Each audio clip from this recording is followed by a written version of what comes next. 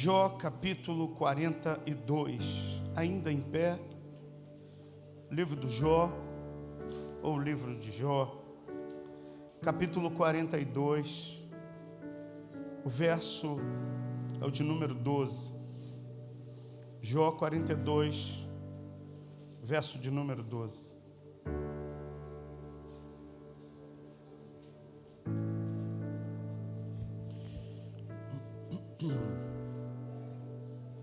Amém ou não amém? Amém.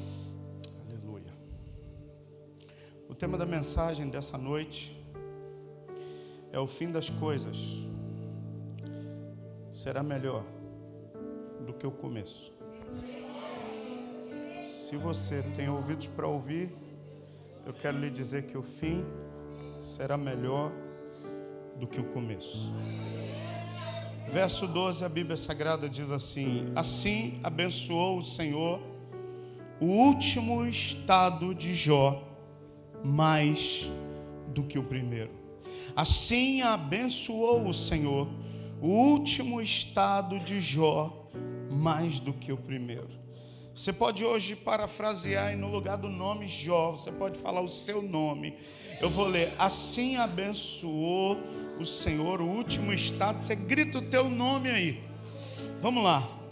3, 4. Assim abençoou o Senhor o último estado de mais do que o primeiro.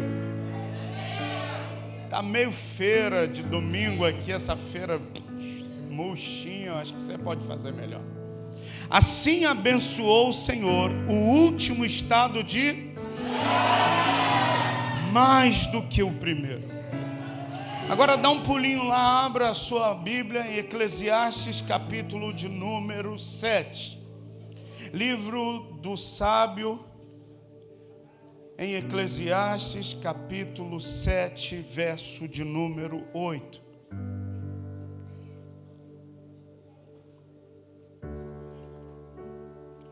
O fim das coisas é melhor do que o seu início, e o paciente é melhor que o orgulhoso.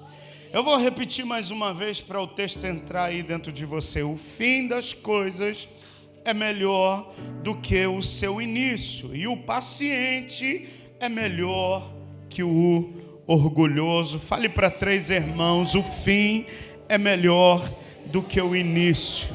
Agora não seja orgulhoso, tome o seu assento, por favor. Vamos lá.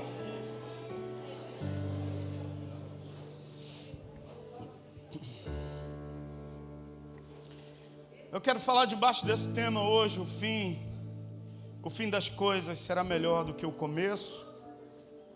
E eu quero basear a mensagem na vida desse homem chamado Jó.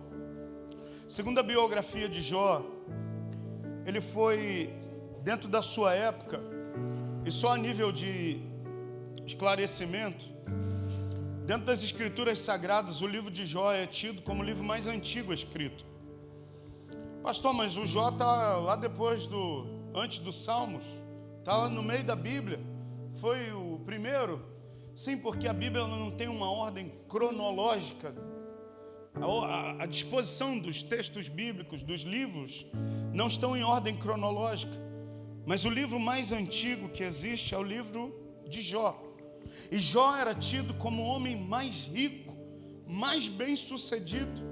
Era o homem mais próspero de toda a terra na época que ele vivia.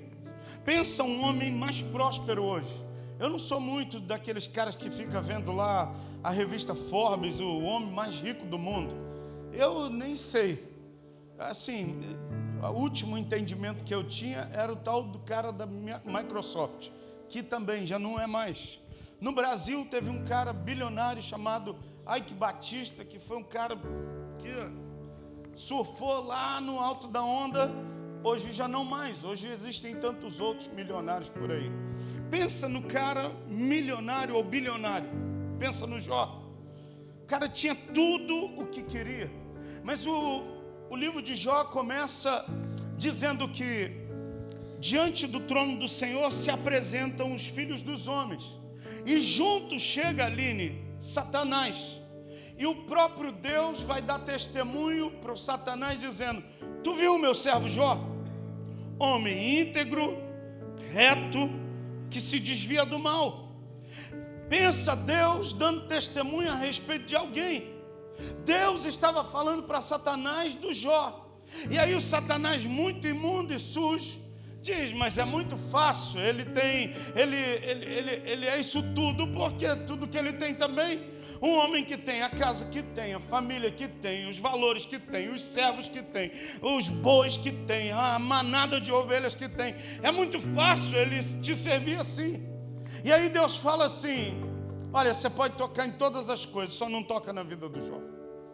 E numa virada, pensa numa virada de chave, ele vai perdendo tudo. Chega um mensageiro e diz: olha, tua empresa faliu.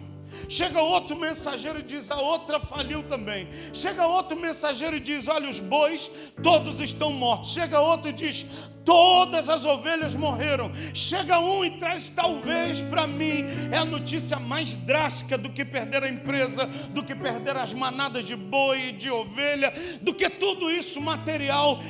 Chega um mensageiro e diz: olha, teus filhos morreram. Quando Jó ele começa a enxergar o cenário que ele está, sabe, ele começa a amaldiçoar o próprio dia do nascimento dele. Ele diz: maldito o dia que eu nasci. Ele chega num estágio tão grande de pressão. E falar de pressão hoje, nós somos hoje, sabe, uma geração, hoje a igreja é tão sensível, tão fragilizada. A gente não pode apertar, porque não pode. A gente não pode falar mais alto, porque não, isso é um termo que está hoje em voga, e está em moda, está em alta. Não, é uma liderança abusiva. Tudo hoje é abusivo, irmão. Se der uma palmada na criança, pai é abusivo. Se você é um líder que você tem um pouquinho mais de energia, líder abusivo. Se você é um marido, sabe, que tem os princípios bíblicos, dizem que você é um machista. As irmãs começam a se retorcer toda aí. Sabe por quê? Porque a gente está numa sociedade sensibilizada de tudo. Eu estava vendo um vídeo hoje de uma criança. Entrou no supermercado, saiu arrebentando tudo e tacando as coisas em cima dos outros.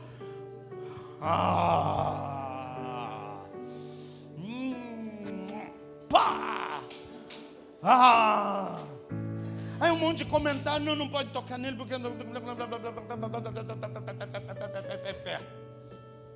Imagina o Jó. Perdeu tudo, perdeu bens, perdeu casa. Ele foi uma sucessão de perdas. Eu não sei se você já viveu perdas na sua vida. Eu não sei que tipo de perda ou o tamanho da perda você já teve. Só sabe dimensionar a dor da perda quem já passou por uma. Pastora, eu decidi blindar minha mente e olhar para frente. 2017, quando a gente entrou aqui, a gente teve diagnóstico que a Cristiane estava grávida. Manu celebrou, fez uma festa, glória a Deus, e minha mãe está grávida, vou ter mais um irmão, e papai, e pererê. E aí fomos para o médico, apareceu um sangramento, o médico falou: olha, é um aborto, infelizmente vai ter que fazer o procedimento lá que eu não sei o nome, vou ter que tirar o feto e tal. E para a Cristiane foi uma dor grande, chorou pra caramba, lamentou, porque a gente já estava gerando uma expectativa, sabe, de um ser que ia constituir nossa casa, de que ia participar dos nossos momentos. Foi embora. E aí, de vez em quando ela: caramba, foi um tempo tão difícil. Eu falei: pô, Cristiane, eu miro para frente, porque se eu ficar olhando, irmão, eu sei que quando eu colo as placas é ruim depois de achar o norte de novo. Então eu luto todo dia para não perder o norte. Eu luto todo dia para olhar para frente. Eu luto todo dia para ter olhos, sabe, lá na frente. E alguns, por não entender que isso é um mecanismo que eu criei para eu não parar, dizem, pastor sonhador, pastor soberbo, pastor altivo, pastor é isso. Não estou nem aí para quem fale de mim, meu irmão. Eu sei que eu vou chegar lá e eu preciso me desvencilhar de tudo aqui. Eu preciso, cara, isso aqui deu errado, beleza, mas amanhã vai dar certo. Isso aqui não encaixou, então amanhã eu vou lutar, eu vou transpirar um pouco mais, porque vai encaixar amanhã. Isso daqui não conectou, então eu vou trabalhar mais, porque amanhã essa parada vai conectar. Porque se eu parar, meu irmão, depois para me levantar é um sacrifício se eu conseguir levantar. Então quero dizer para você, independente das tuas perdas, das dores, do que você passou, olha para frente, meu irmão, olha para frente. A minha mãe dizia assim, olha para frente que atrás vem gente. Querido, e atrás, sabe, uma locomotiva, e se você ficar olhando vai te atropelar. Então quero dizer para você, a ordem é marchar. Pastor, e a reunião que teve? O homem veio aqui, mediu e tal, e etc. E aí quando ele estava indo embora, ele falou assim, não pode parar, né, pastor? Eu falei, a ordem é marchar, irmão. Aí ele me olhou, né? Eu falei, Você vai voltar aqui para botar esse telão aqui. Como? Não sei. Mas a ordem é marchar, meu irmão. Eu quero dizer para você, a ordem é a gente andar para frente. A ordem é continuar. Escuta, eu não estou falando de velocidade, não. Eu estou falando de constância. Eu não estou falando da gente correr uma corrida de 100 metros, não. Eu estou falando de correr uma maratona. Eu não estou falando do sprint que você tem que dar. Porque tem gente que começa hoje veloz e corre. Daqui a 10 minutos, um palmo de língua para fora. Parei, vou parar, não dá mais para mim. Não, querido, não é dos fortes a vitória, nem de quem corre melhor, mas é dos fiéis, é dos sinceros, é daqueles que olham para Jesus, aquele que é o autor e consumador da fé. Você está entendendo isso hoje, querido? Tem alguém que está na corrida da fé hoje? Não pare em nome de Jesus. Escuta, você acredita que tem gente que por mais que eu grite, por mais que eu pregue com toda a energia aqui, tem gente que fica, ó céu, ó vida, ó azar. Irmão, eu não vou parar. Não vou parar para ficar dando papinha para você, não. Vamos marchar. É para frente. Eu quero te impulsionar, eu quero, sabe, ser um instrumento de Deus. Pastor, mas eu não consigo. Então sobe na minha carcaça aqui, meu irmão. Eu vou te carregar, sabe, até onde eu conseguir. Na hora que eu não conseguir mais te carregar, eu vou falar, Rafael, vamos embora. Tira essa camisa do Vasco e me ajuda aqui a carregar o irmão, porque essa camisa a gente vai cair. Mas a gente tem que avançar, meu irmão. Não pode parar não, querido. E a gente não pode perder umas oportunidades dessa em nome de Jesus. Amém. Só para me vingar, porque na hora do louvor ele me faz umas raivas aí, a me vingar. Escuta o Jó. O começo da história dele, segundo o que relata a Bíblia, não foi bom. Começo difícil. Perdeu o filho. Perdeu bens, a saúde dele. Chegou um ponto que a Bíblia vai dizer que Jó se coçava. Você conhece o caco de telha, irmão, cheio de ferida no corpo. Mas eu acho que a pior parte, a mulher dele, a esposa, a disjuntora, companheira, vira para ele e diz, amaldiçoa teu Deus e morre, Jó. Estava dizendo, está horrível a tua vida. Sabe o que Jó fala para ela? Você está falando como uma doida. Você fala como uma mulher insana. Você está falando como uma louca. O cara estava na pior, irmão. O cara estava na lona. O cara estava passando a pior fase. Mas ele nunca levantou a voz contra o Senhor. Ele nunca deixou de acreditar. Eu sei que o meu Redentor vive. E Ele vai se levantar em meu favor. Eu quero dizer para você, o fim das coisas é melhor do que o início. Porque o que eu estou passando hoje não se compara com a glória que em nós há de ser revelada. O fim das coisas é melhor do que o início, porque no meio do processo em que Deus está, sabe, moldando, trabalhando, dando forma ao Júnior, é no meio desse processo que o caráter de Deus é imprimido no meu caráter. E agora Paulo vai dizer: agora já não vivo mais eu, mas Cristo é quem vive em mim. Sabe o que é isso? É no meio dos processos Deus está te moldando para chegar no fim das coisas, e você está parecido com Deus e não mais, sabe, com aquele personagem que começou a jornada. Porque o Júnior que começou a jornada não é o Júnior que está hoje no meio da caminhada, não. E o Júnior que vai terminar não é o que está caminhando hoje aqui. O Júnior lá do fim vai ser melhor do que o início dele. Você entende isso hoje? Jó está vivendo esse processo todo. A mulher dele diz: amaldiçoa o teu Deus e morre. E ele permanece fiel. E aí vem 3 amigos: Elifaz, Bildade e Zofar. O que a gente espera de um amigo? Apoio, ajuda, uma mão estendida, compreensão. A gente espera de um amigo um ombro, a gente espera de um amigo consolo, a gente espera de um amigo conforto, a gente espera, sabe, de um amigo que, cara, ó, tu tá assim, sobe nas costas aqui, vamos embora, eu vou te carregar. Esses dias, aqui no estado do Rio de Janeiro, um policial militar que há 5 anos atrás, foi 5 anos atrás, Bill?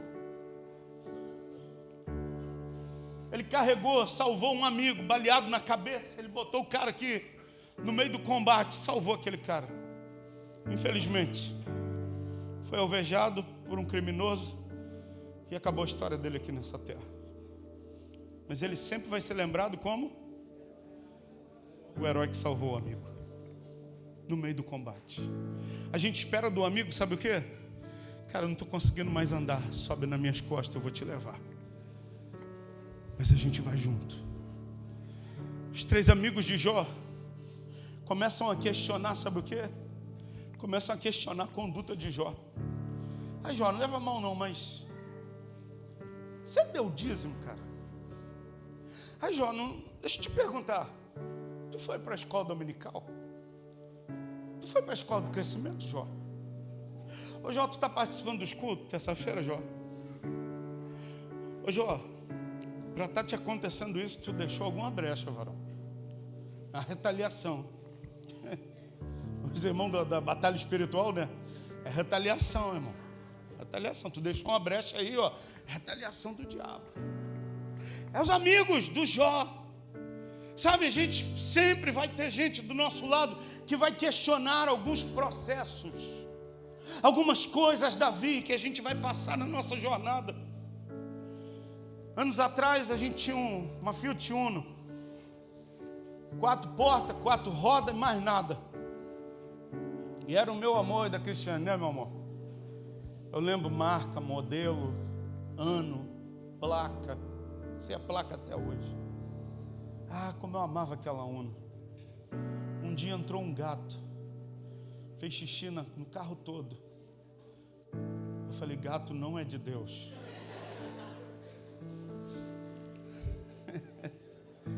Me fez lembrar um irmão que tinha numa igreja lá.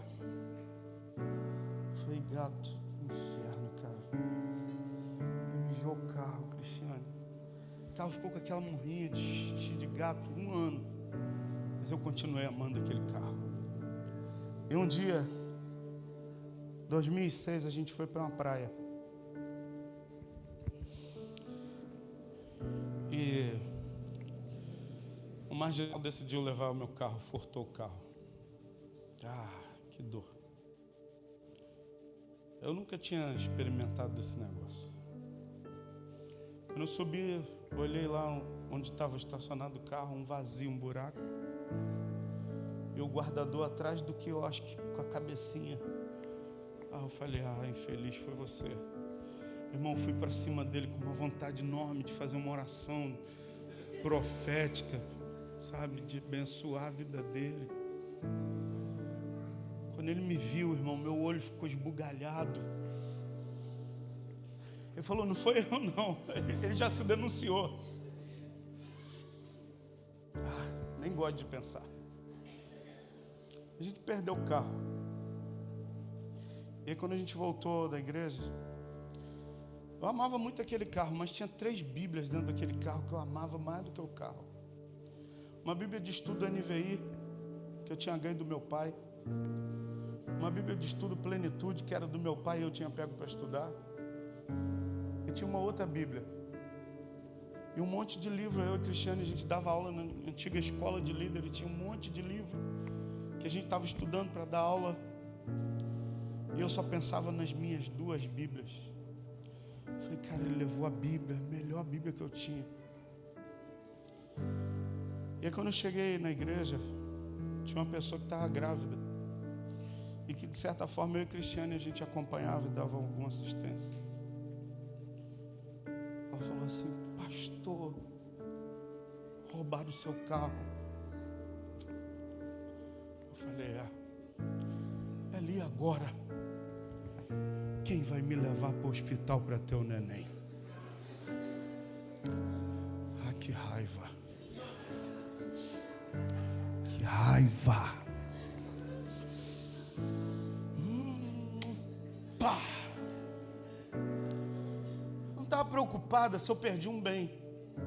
Ela estava preocupada com a necessidade dela. Amigo de Jó.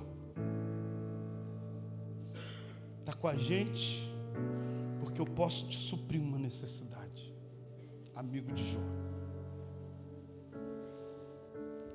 Teve alguém que falou assim, quando acontecem essas coisas, geralmente é porque a gente não está dando dízimo.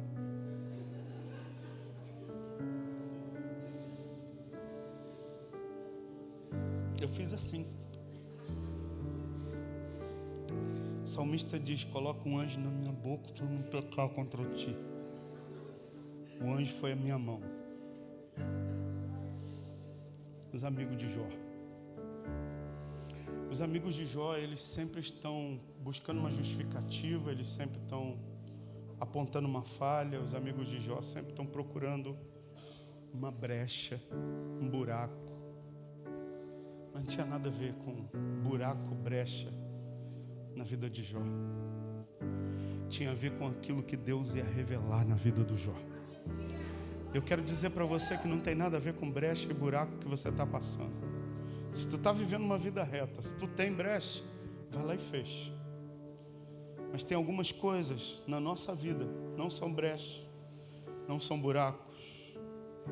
É Deus que quer revelar uma glória muito maior, porque o fim das coisas será sempre melhor do que o começo delas. O fim será sempre melhor. Agora olha comigo. Chega um momento na vida do Jó, os 3 amigos buzinando no ouvido dele. Só que chega um momento na vida do Jó que alguém faz uma pergunta para ele. Você já passou por aquele momento X, aquele momento X que a gente chama crise, o momento X que a gente chama dor, um momento X que alguns talvez já passaram ou estejam passando, chamado depressão, momento X na nossa vida. Alguém faz uma pergunta para ele, olha o que diz o texto, Jó capítulo 40, deixe sua Bíblia aberta junto comigo, vamos ler um pouco. Jó 40, versículo de número 23.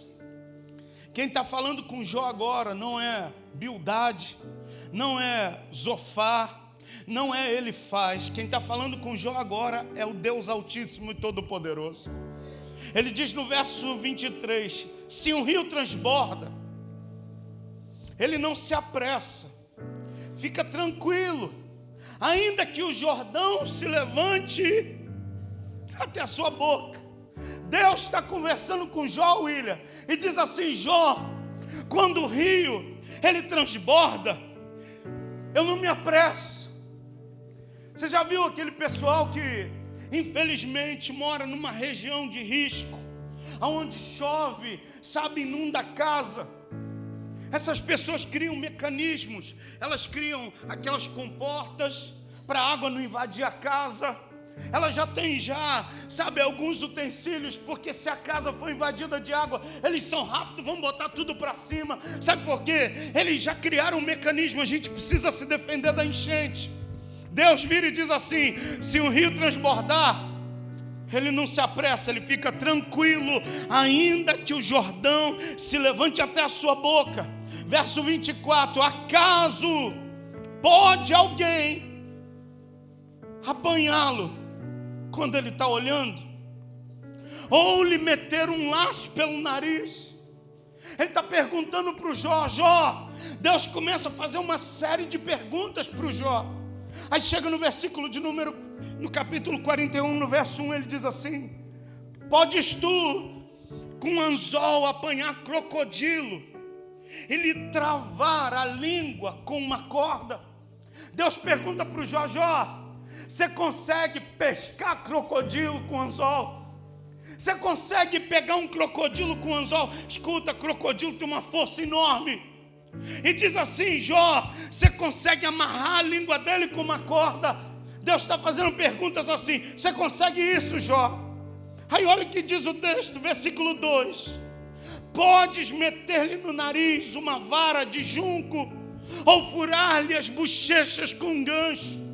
Acaso te fará muitas súplicas, ou te falará palavras brandas? Verso 4: fará ele acordo contigo, ou tomá-los-á por servo para sempre? Agora no verso 5 ele vai dizer assim: brincarás com ele como se for um passarinho, ou tê-los-ás preso a correia para as tuas filhas? Ele vai começar a medir o poder dele. Ele vai dizer: Jó, ele vai fazendo uma série de perguntas. Ele vai dizer: Jó, você tem coragem de amarrar um crocodilo e vir com um crocodilo como se fosse um animal domesticado para as suas filhas? Ele está fazendo um paralelo, Jó.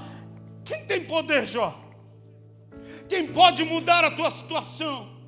Quem pode mudar decretos? Quem pode mudar o quadro que você está? Talvez você esteja aqui me ouvindo hoje e você olhe para o quadro da tua vida e você diz assim: quem pode me ajudar? Quem pode, Leandro, me dar um quadril novo? Quem pode me dar vista? Quem pode me tirar da depressão?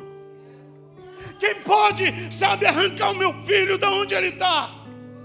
Quem pode fazer isso? Quem pode fazer aquilo? Quem pode tocar aqui na minha barriga e trazer cura?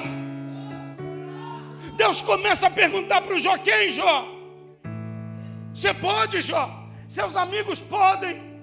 Sabe por quê? Porque Deus queria mostrar para o Jó: o que eu estou fazendo na sua vida vai te fazer o início não ser nem comparado com aquilo que eu tenho para realizar e manifestar na tua vida. Eu quero dizer para você: o que Deus vai fazer na minha vida, o que Deus vai fazer na sua vida, o que Deus vai fazer na vida dessa igreja, não tem nenhum grau de comparação com o início, com aquilo que é a obra concluída de Deus na nossa vida, meu irmão. Não dá para comparar a obra de Deus.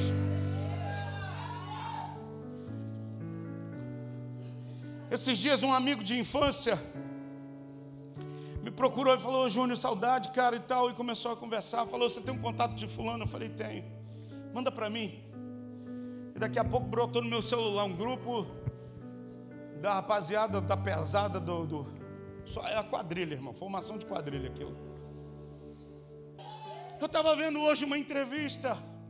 Um rapaz, ele dando uma estatística falando que o número de Bíblias que são vendidas hoje nos Estados Unidos da América e na Europa cresceram 22% A Sociedade Bíblica Americana diz que houve um crescimento na venda de Bíblias de mais de 22%. A Sociedade Bíblica Europeia diz que houve um crescimento de mais de 20% de vendas de Bíblias. Se está vendendo muita Bíblia, é porque tem muita gente comprando essas Bíblias, é porque existem muitos ajuntamentos. Mas pasmem, o número de pessoas que estão frequentando essas igrejas a cada dia mais tem um decréscimo de 22%. Caiu para 16% o número de adolescentes e jovens que estão frequentando os cultos nessas igrejas. Sabe por quê? Porque não é os ajuntamentos, não são os congressos, não são os movimentos grandes, mas sabe o que? É a gente dar crédito àquilo que a Bíblia diz: Deus pode todas as coisas. E eu queria que você saísse daqui hoje declarando: o Deus a quem eu sirvo, Ele pode todas as coisas. Não a nós, mas ao nome dele seja toda a glória, meu irmão. A gente pode usar todo o mecanismo, escuta, a gente pode usar as redes sociais como a gente tem usado. A gente pode ter amanhã, daqui a pouco, vai ter uma tela aqui maravilhosa para a gente comunicar melhor o Evangelho. A gente pode ter cadeiras melhor, pode colocar um som melhor, pode ter um microfone melhor. Mas se tudo isso não tiver Deus, nada acontece. Eu posso ter o melhor time de músicos aqui, mas se não tem Deus, é boa música, mas não é música que liberta. Se eu tenho uma boa oratória, eu fiz um curso de oratórica, de retórica, você vai me ouvir e vai dizer: uau! Mas se não tem Deus, o uau acaba quando acaba o culto. Agora, se tem Deus, você vai sair daqui impulsionado pelo poder de Deus, que encontrou lugar na vida do pregador, e esse poder toca a tua vida e muda a tua história, meu irmão. Você está entendendo isso hoje? O que a igreja precisa é reconhecer que não tem poder senão dele, que não há Deus senão a ele, e nós precisamos nos dobrar todos os dias e reconhecer: eu sei que tudo podes e que nenhum dos teus planos podem ser frustrados. Olhe para o seu vizinho e diz assim: Deus tem planos ao teu respeito. Diga para 3 pessoas: Deus tem planos ao teu respeito. A Bíblia vai dizer: eu sei muito bem os pensamentos que tenho a vosso respeito, e os pensamentos que eu tenho a vosso respeito são pensamentos de paz, Vilane, e não de mal, para lhe dar o fim que vocês desejam. Deus tem planos sobre nós, Regina. Deus tem planos com Júnior, cheio de falhas, cheio de imperfeição, mas lutando todo dia para não parar. Deus diz assim: eu tenho planos com você, Júnior. Deus tem planos contigo também.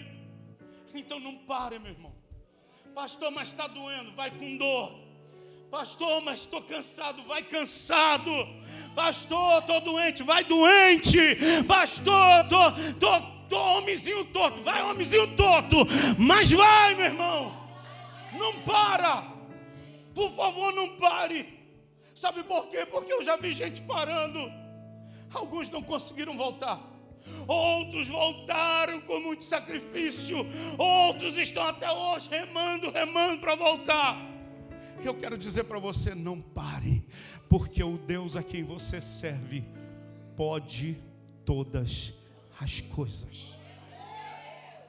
O que nos diferencia dos outros? Qual é a diferença? A diferença da igreja hoje não é mais a roupa. Você já reparou? Aí, pastor de moletom pregando. A roupa que nos ensinaram veio lá dos europeus da Suécia. Um terno, uma gravata, porque lá é frio. E aí colocaram: não, para ser crente tem que usar o terno e a gravata. Escuta, é a roupa de lá do frio. Não dá para mim botar não, irmão. A roupa não é mais a mesma. O cabelo.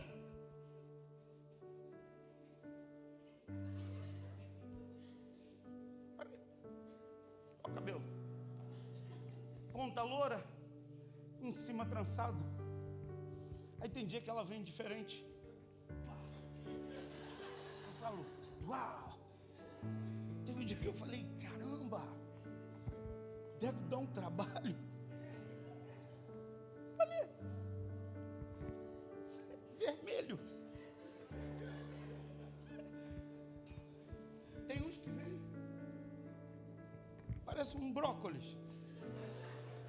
A mudança não é mais roupa, cabelo. O pastor está dizendo então que está tudo liberado? Não. Eu estou diante de Deus. Eu não vou vir de qualquer jeito. Eu estou diante do Senhor.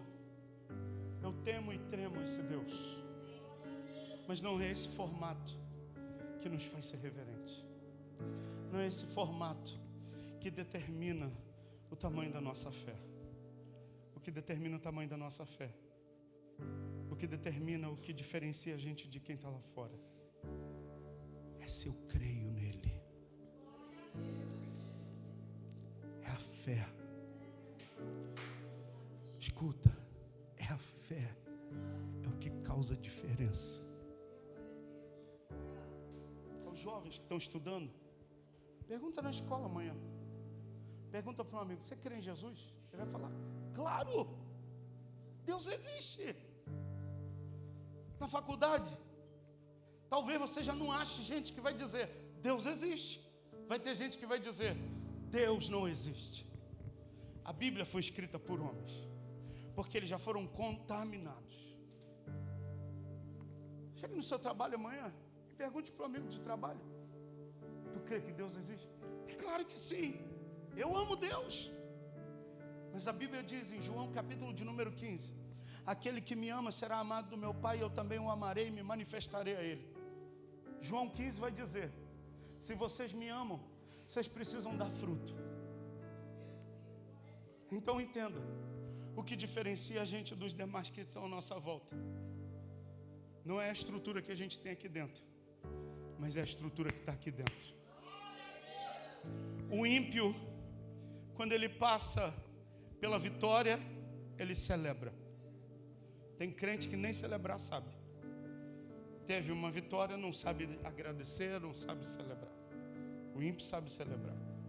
Mas a diferença de nós para eles é que antes que se manifeste, antes que aconteça, eu já celebro, ainda que não tenha acontecido. Domingo pela manhã, o amigo do William veio aqui me contar o testemunho, pastor. Estou no processo da remissão do câncer. Daqui a 5 anos, o médico vai dizer, você está de alta, você não tem mais câncer. E a esposa dele falou assim, pastor, quando o médico falou uma coisa, ela falou assim, eu sei que ele vai ser curado. Acabou de receber o diagnóstico do médico. O que diferencia a gente? Eu sei que tudo pode. Nenhum dos teus planos podem ser frustrados. Segundo lugar, e eu já vou encerrar minha mensagem. Verso de número 3. Jó vai dizer no verso 2. Eu bem sei que tudo podes e que nenhum dos teus planos podem ser frustrados. Quem é aquele, como disseste, que sem conhecimento encobre o conselho? Na verdade, eu falei do que não entendia. Coisas maravilhosas demais para mim. Coisas que eu não conhecia. Escutai-me, pois havias dito, e eu falarei, e eu te perguntarei, e tu me ensinarás. Verso de número 5. Eu te conhecia, só de te ouvir, mas agora os meus olhos estão te vendo.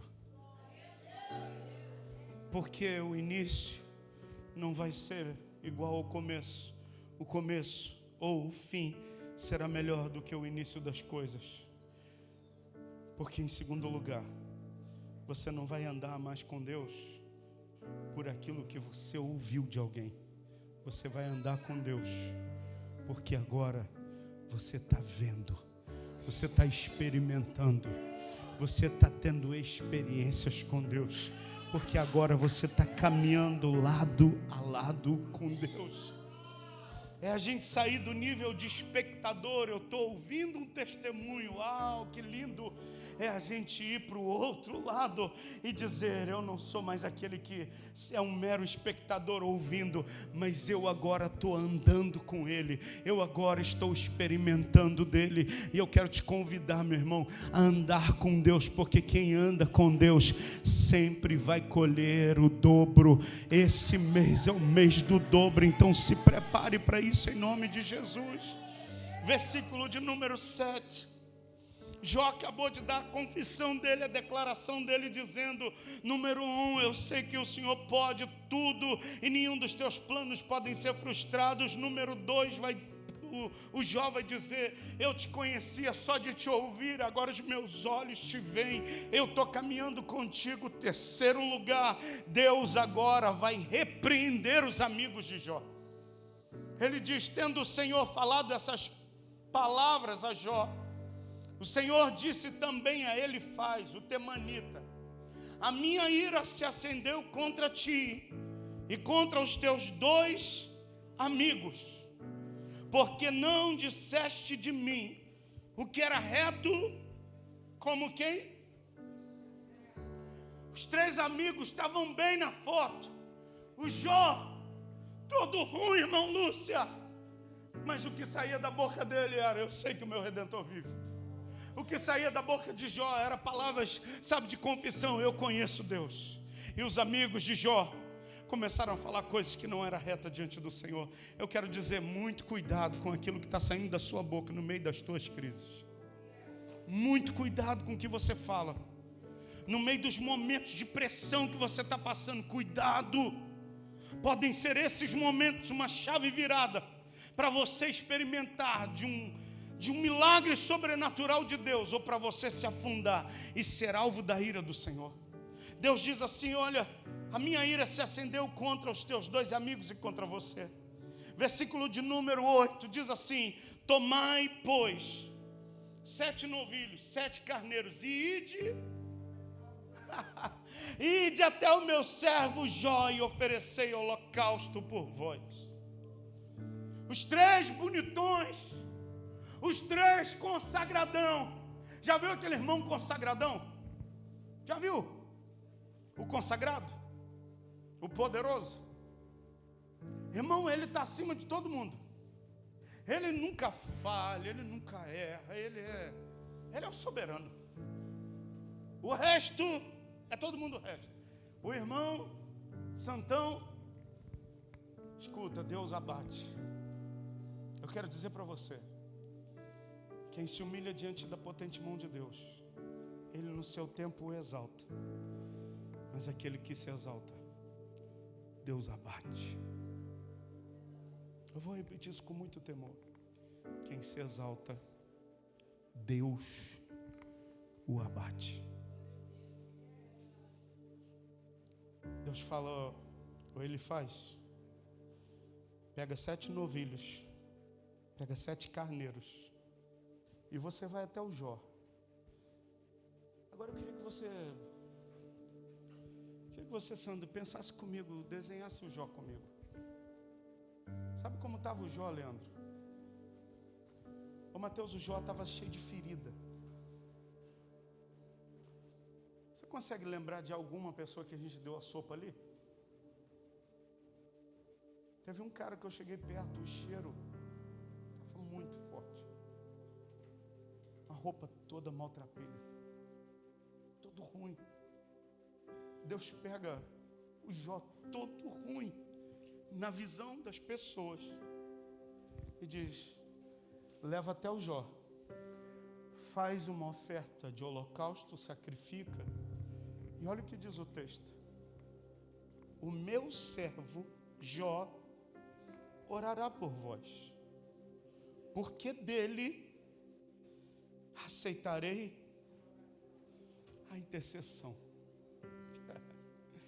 Terceiro lugar, a ordem de Deus confunde a ordem dos homens. Eu vou repetir: a ordem de Deus confunde a ordem dos homens. Os homens acham que aquele cara Aleluia. E eu não estou falando mal de quem ora assim, tá? Cada um ore como quer. Eu estou dizendo daquele que acha que é grande. Aí Deus olha lá para o Jó, cheio de ferida, todo maltrapilho, todo ruim. A mulher dele some na história, ninguém sabe da mulher. Aí Deus fala, vai lá no Jó, porque a oração dele eu aceito. Que a minha oração e a sua oração, por mais que queiram me classificar e te classificar como aquele que é menor, que a minha oração e a tua chegue diante do trono de Deus. Ele diz, eu conheço essa voz. É a voz do Júnior. Pode falar, meu filho. Eu conheço essa voz. É a Lívia. Está de cabelo novo hoje, ela. Pensa a Deus parar. É a Max. Ela sempre começa a oração dela chorando.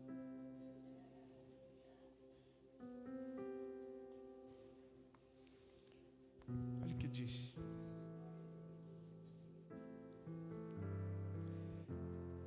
Meu servo Jó orará por vós, porque dele aceitarei a intercessão, para que eu não vos trate segundo a vossa loucura, porque vós não disseste de mim o que era reto, como o meu servo Jó.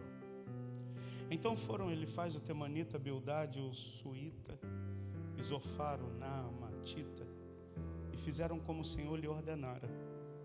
O finalzinho do verso de número 9 diz, e o Senhor aceitou a oração de Jó. Que hoje Deus aceite a minha oração, Deus aceite a sua oração. A nossa oração chegue diante do Senhor hoje. Não a oração do santarrão, não a oração daquele que não erra, do infalível, não a oração do lavado, redimido, justificado pelo sangue do Cordeiro. Não é por causa das nossas obras, é por aquilo que Ele fez na cruz. Não é pelo que eu fiz. Ah, pastor, é porque nós estamos fazendo. Não, não tem nada a ver com a gente. Tem a ver com o sangue dele que me justificou. Tem a ver com o sangue dele que me comprou, Alex. É o sangue dele. Ô Luiz, Eduardo, é o sangue de Jesus na nossa vida. Não é, Aline, pelo que você produz. Não é, sabe, pelas nossas obras. Não. É um negócio chamado graça. O que é isso? É um favor que eu não mereço. É um favor que eu não sou merecedor, mas esse favor me empodera. Sabe, Cristiano, esse favor, sabe, me põe em lugares, esse favor me dá força, não tem nada a ver. Ah, eu consagrei a minha vida, não. É Ele quem fez. É o Espírito de Deus que me santifica. Você não se santifica, o Espírito de Deus te santifica e Ele te coloca num lugar por causa da graça dEle e te habilita. E a Bíblia diz, eu aceitei a oração do Jó. Que Deus aceite as orações dessa casa, que Deus aceite as orações que são feitas nesse altar, que as nossas súplicas cheguem diante dEle e que Ele receba a nossa oração. Eu posso ouvir um amém daquele que está orando aqui hoje? Versículo 10, olha o que diz o texto, eu encerro. Mudou o Senhor a sorte de quem? Quando ele fazia o quê? O Jó estava orando pelos 3 amigos. Deus fala, agora eu vou mudar a sorte dele. O Jó estava orando pelos caras. Deus falou assim, eu aceito a oração do Jó. Eu até perdoo esses 3 aí. Mas o Jó, olha o que diz o texto. E o Senhor lhe deu o dobro de tudo o que antes ele possuía. Eu quero encerrar dizendo para você, julho é o mês do dobro. Enquanto eu estou na minha condição saindo de lá do início da jornada, no meio do processo, cheio ainda de uma porção de coisas, gente me olhando e dizendo, não vai conseguir, gente dizendo, você nunca vai tocar violão, gente dizendo, esse camarada aí nunca vai tocar teclado, gente dizendo, a tua família não vai vencer, o casamento não vai sair, isso não vai acontecer, mas aquilo outro, e você no meio do processo, só confessando, eu sei que tudo podes, nenhum dos teus planos podem ser frustrados, eu confessando e caminhando, sabe, na dependência de Deus. Uma hora eu estou orando pela vida de alguém e Deus decide, eu vou virar uma chave na vida do Júnior, eu vou entregar o dobro de tudo aquilo que ele está precisando, de tudo aquilo que se perdeu. Eu quero te dizer, meu irmão, Deus vai nos entregar o dobro. E se você